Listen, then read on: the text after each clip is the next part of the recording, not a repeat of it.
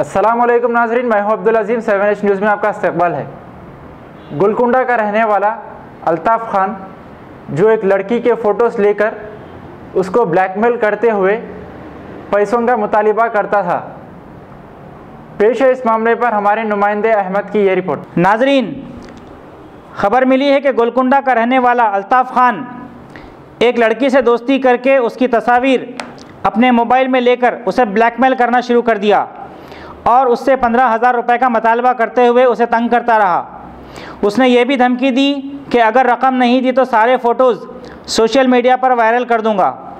ये बात जब लड़की के घर वालों को पता चली तो उन्होंने शी टीम पुलिस से रब्ता करते हुए कंप्लेंट देने पर शी टीम ने फ़ौरन कार्रवाई करते हुए अल्ताफ़ खान को गिरफ़्तार कर लिया।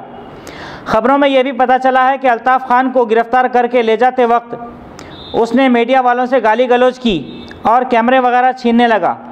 इस किस्म के लोगों का हौसला किस तरह बढ़ता है, ये एक सवाल है जिसका जवाब हमें ढूंढना होगा। पुलिस को चाहिए कि ऐसे मुजरिमों पर कानून का शिकंजा कसे और उन्हें कड़ी से कड़ी सज़ा दिलाए ताकि आइंदा कोई इस तरह के जुर्म ना कर सके।